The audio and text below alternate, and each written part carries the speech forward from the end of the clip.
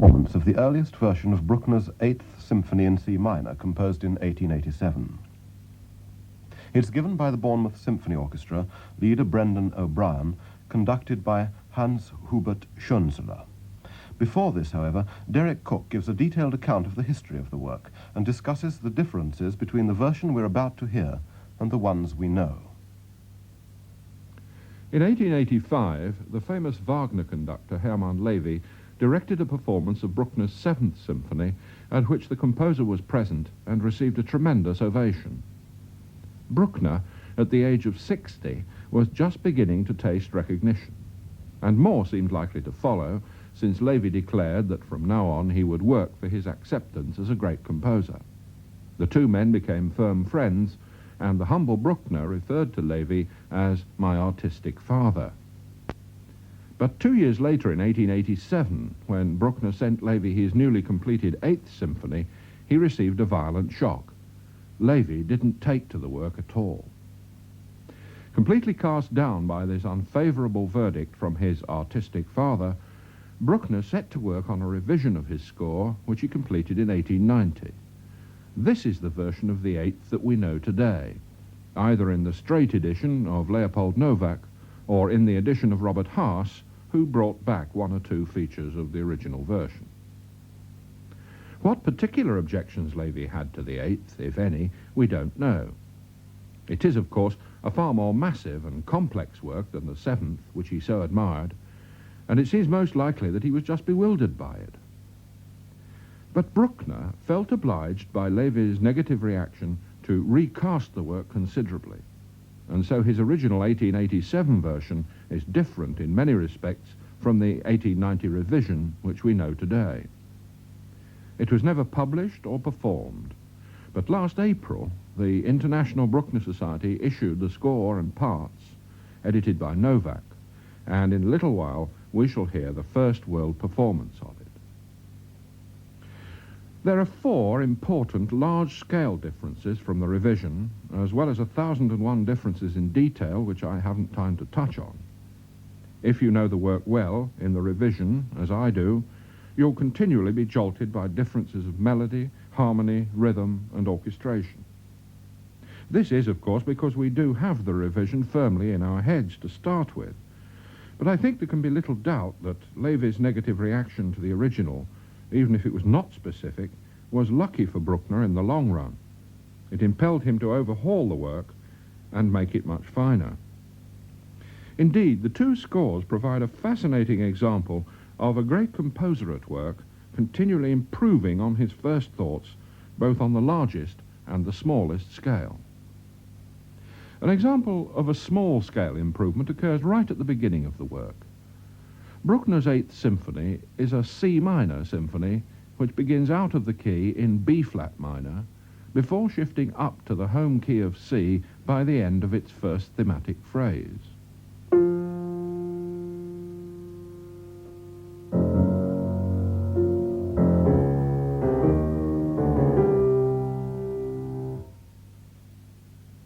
In the revision, this daring harmonic process is stabilized by a brief figure on the clarinet at the end of that first phrase, which establishes the home key of C quite firmly.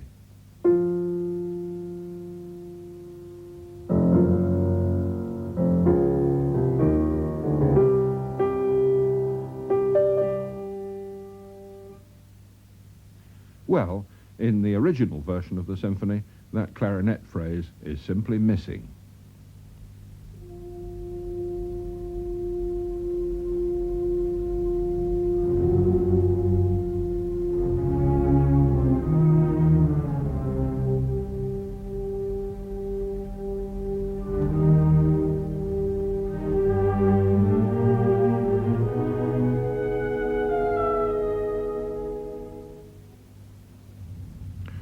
One more example of a small-scale difference before we pass on to consider the crucial large-scale ones. The second group of themes in the first movement contains this sequence on the woodwind.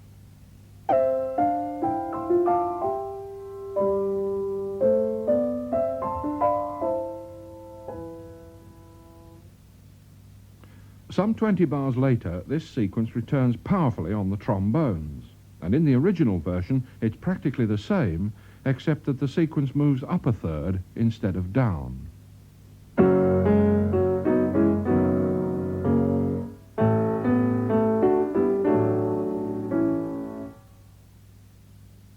But in the revision, the melodic line, the harmony, and the rhythm are altered too.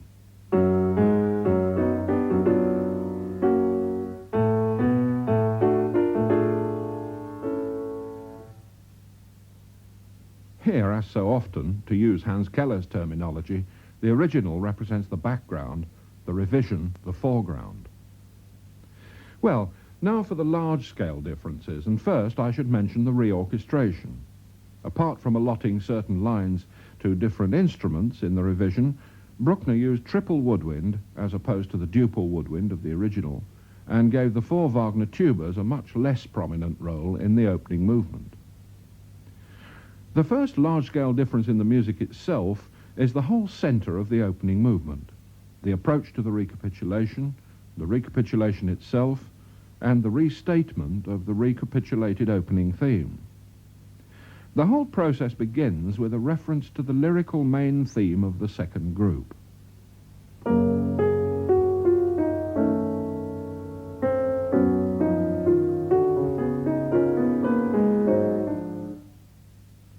This continues in sequence, but gathers tension by repeating the first phrase of 5 notes with rising modulations.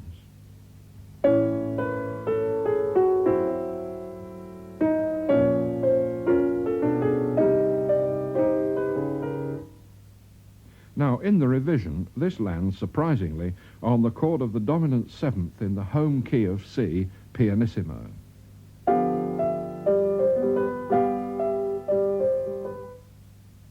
A long working up of tension begins based on the 5-note phrase, and the first 2 notes of the opening theme are repeated mysteriously in the bass in C minor.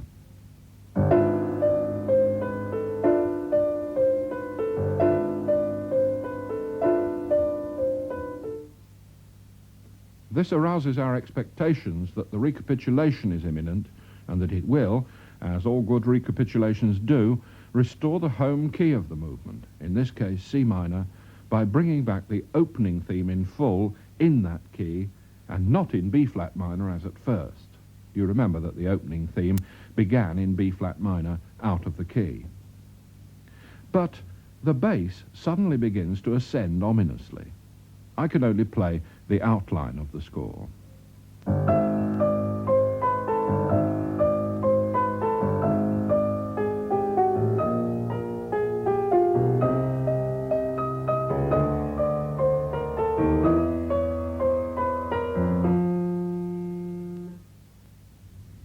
The C minor tonality has disappeared, and the bass arrives on the note F.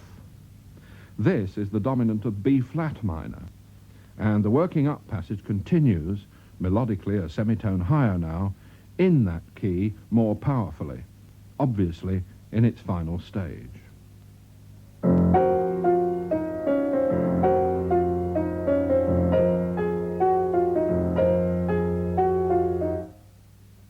And so the recapitulation arrives in B-flat minor, with a fortissimo statement of the opening theme's first phrase in that key, as at first, and not in the home key of C minor. This is the climactic duel between the 2 keys, with the defeat going to C minor. Let's hear this whole passage from the revision on the orchestra now, one of Bruckner's great strokes of genius.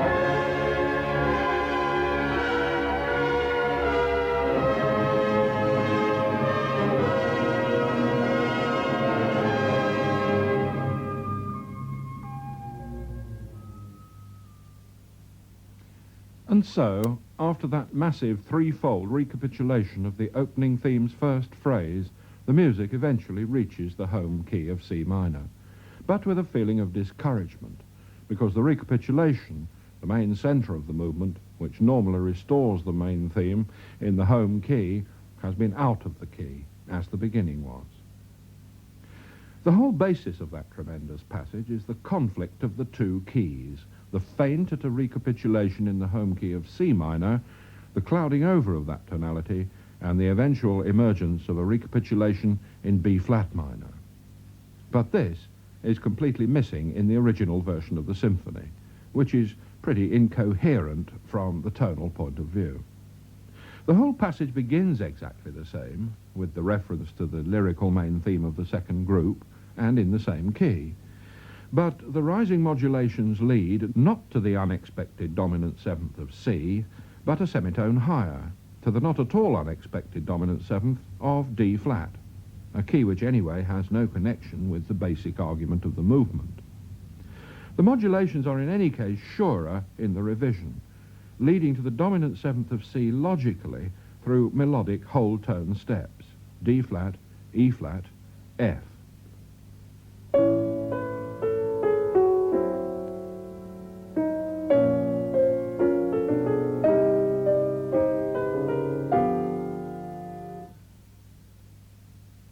In the original version, the harmony is less pure, less exact. The modulations move melodically to the dominant seventh of D flat, not by whole tones, but by a semitone and a minor third, D natural, E flat, G flat.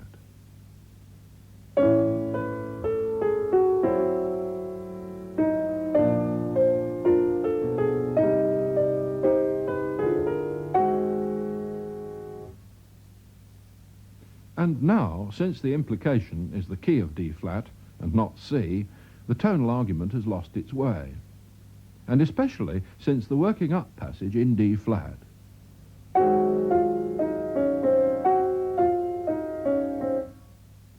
Is at the same pitch as the eventual B flat minor approach to the recapitulation.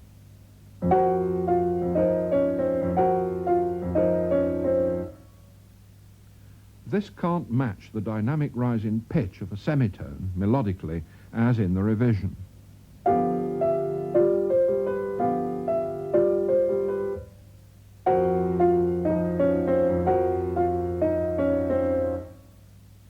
And although the bass ascends between the two, as in the revision, it ascends more sluggishly, and the melodic line loses its impetus by dropping the inexorable five-note figure for a four-note one when the ascent begins.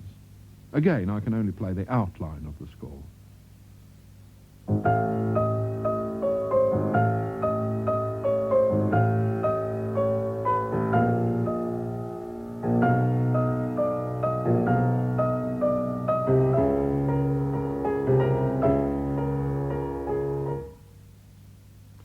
Here's the whole passage from the original version on the orchestra. I think you'll find that it's sadly inferior to the passage from the revised version which we've just heard. The threefold recapitulation of the opening theme's first phrase is essentially the same, but the approach to it isn't properly thought out.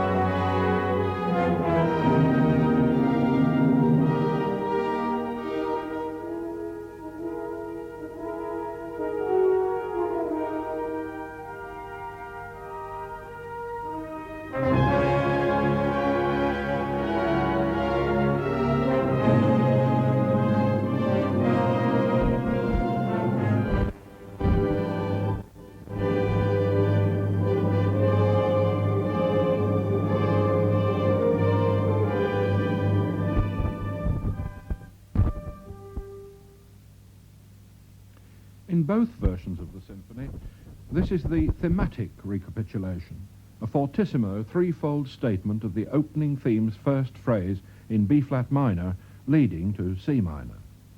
And in both versions it's soon followed by a tonal recapitulation, a full statement of the whole opening theme in the home key of C minor. In the revision, the music between these 2 points is masterly. You remember we left the music of the revision with the flute trailing disconsolately downwards in C minor.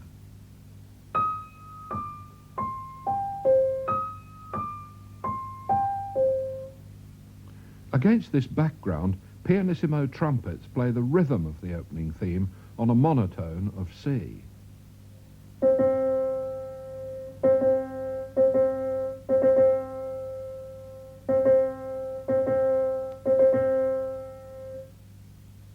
Then a swirling passage follows, out of which the tonal recapitulation emerges, the full statement of the whole opening theme in the home key of C minor.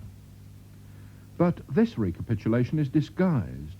The oboe certainly begins the theme at the C minor pitch, but casually, almost unnoticeably, while the flute and the high strings pianissimo are in the middle of playing mysterious harmonies in other keys. Bruckner found it best in the revision to make little of this moment.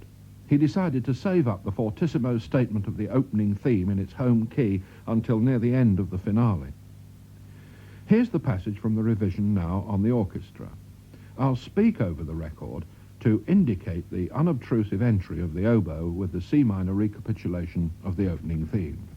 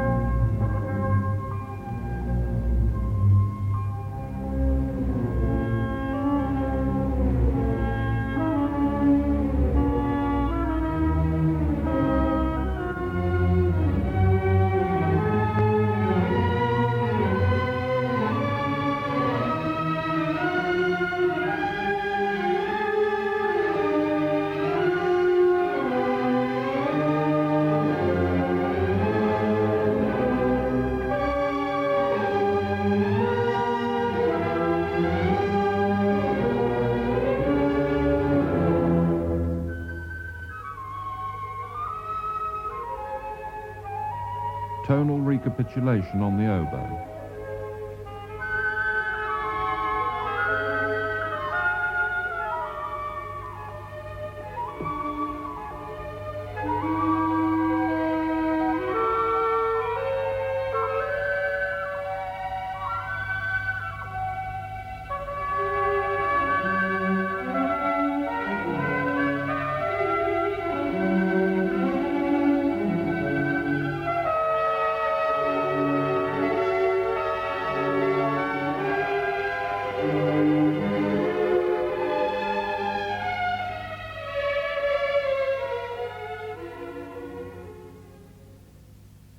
In the original version, one feels that Bruckner is rather at a loss to deal with this situation. After the threefold recapitulation of the opening theme's first phrase, he continues immediately with two further statements of it, pianissimo, which are surely redundant. And only after this does he introduce the trumpets playing the rhythm of the opening theme on a monotone of C. Then a quite different and less effective swirling passage leads to the tonal recapitulation, the full statement of the opening key in C minor, which is not disguised at all. It's pianissimo, admittedly, but it's in the cellos and basses, as it was at first, and its entry is advertised by preceding it with 6 statements of its first 2 notes, as in the approach to the recapitulation, which are again redundant. Here's the passage from the original version now on the orchestra.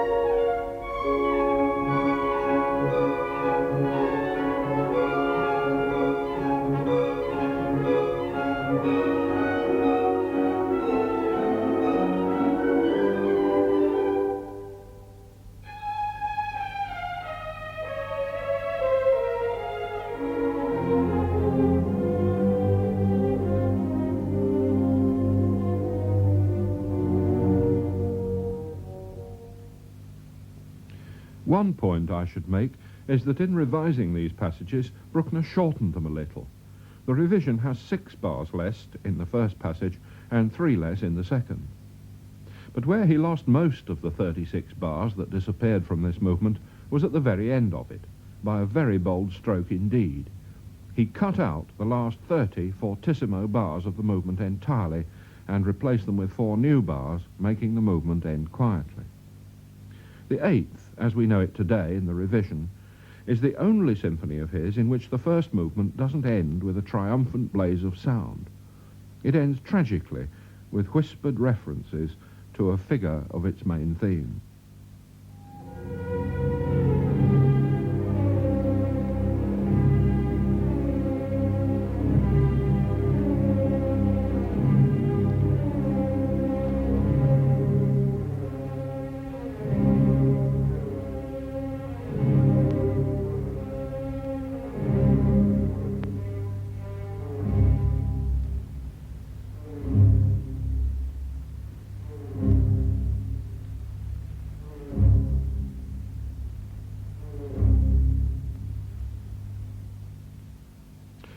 But in the original, this closing passage, left appropriately open, is followed by a bar's pause and then by 30 bars of fortissimo.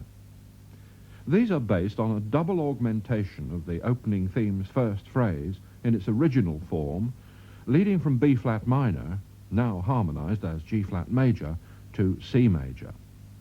This is a truly magnificent passage, just as impressive an ending to the movement, in its way, as the pianissimo one we have in the revision. Bruckner probably removed it because he felt it forestalled the blazing C major ending of the whole symphony, but it's a pity that it had to go. I won't play it for you now because you can't miss it in the performance which will follow. I won't play you any of the scherzo either because it's essentially the same music in both versions.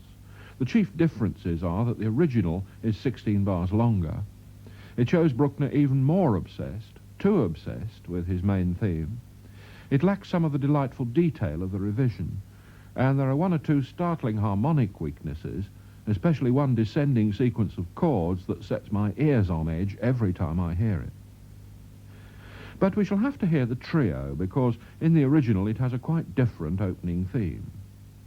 Let's listen to the first section of the trio immediately, as we know it from the revised version. Note that halfway through, at the entry of the full orchestra, fortissimo, the second theme begins. Also note during this the triplet figures given to the trumpets, and in the quiet closing bars the magical effect of harp and legato horns.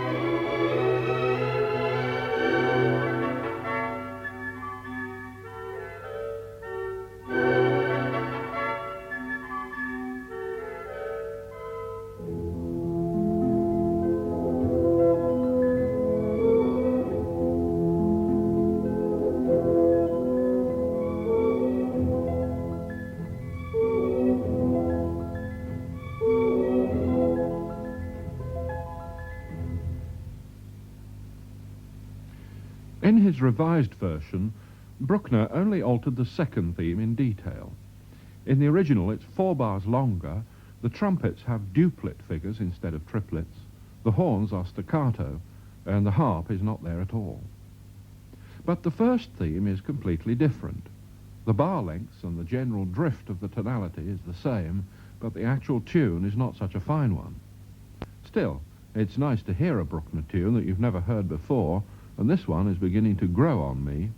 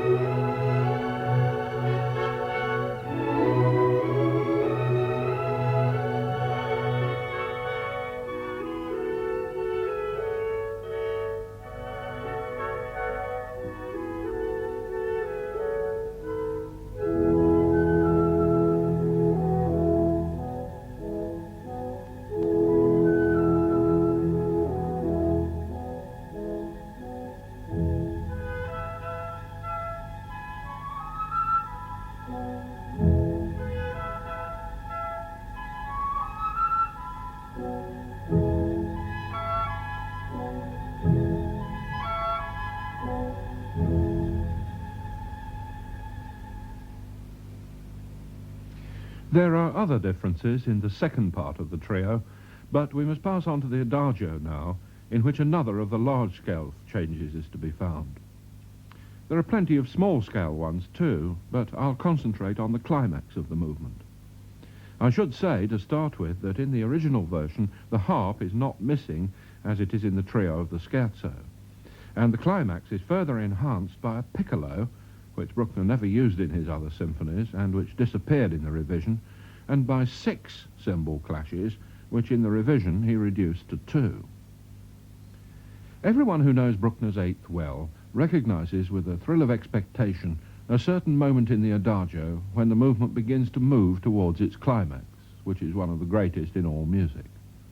This is the moment I mean.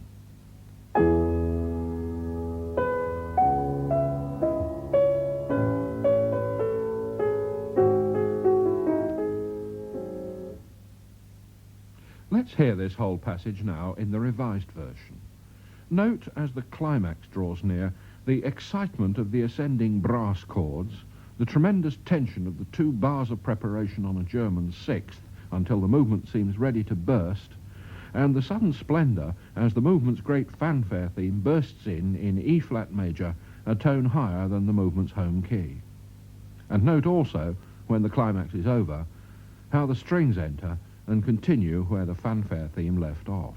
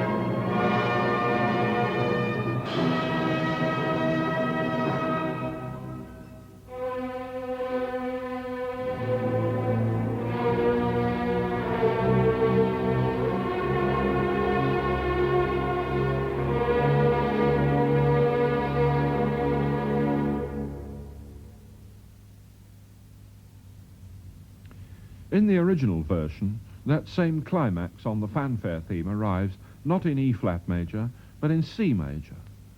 Again, Bruckner must have changed it so as not to anticipate the fortissimo C major ending of the whole symphony. The passage also begins the same, but between the beginning and the climax, the music is entirely different, 4 bars longer, and much inferior. At one point, it brings in the fanfare theme, fortissimo, and develops it, thereby much reducing its effect at the climax. Also, there are no rising brass chords and no tense German sixth preparation at the last moment. The one thing that is impressive is the string's continuation after the climax, the subtle way their phrase restores the key from a much more faraway tonality. By changing the key of the climax from C to E-flat, Bruckner made it much easier for this phrase to provide a natural continuation. Here's the passage then in the original version.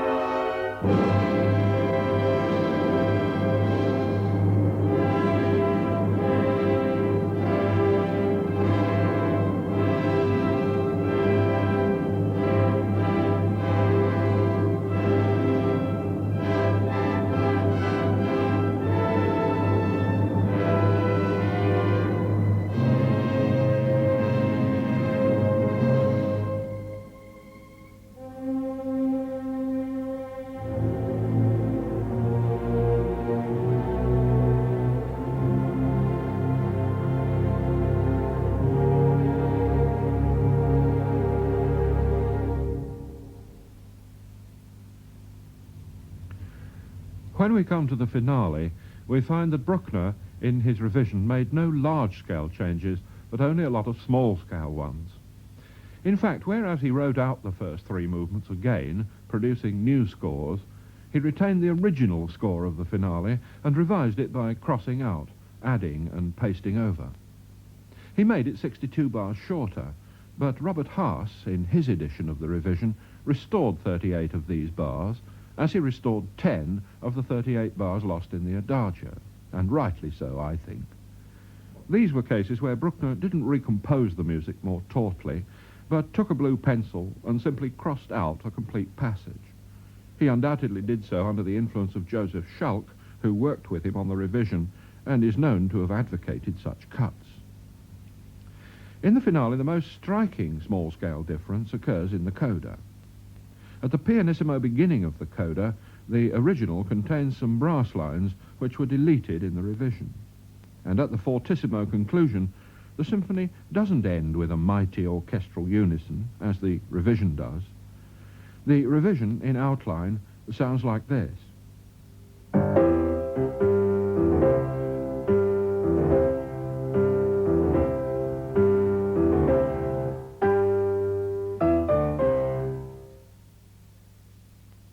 But the original just stops.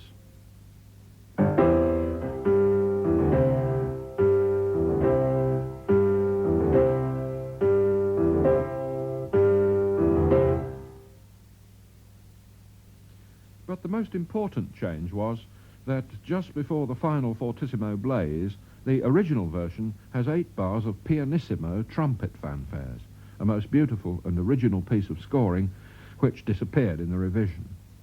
This is one of the features that Bruckner could perhaps have retained with benefit. Anyway, here's the end of the symphony now in the original version.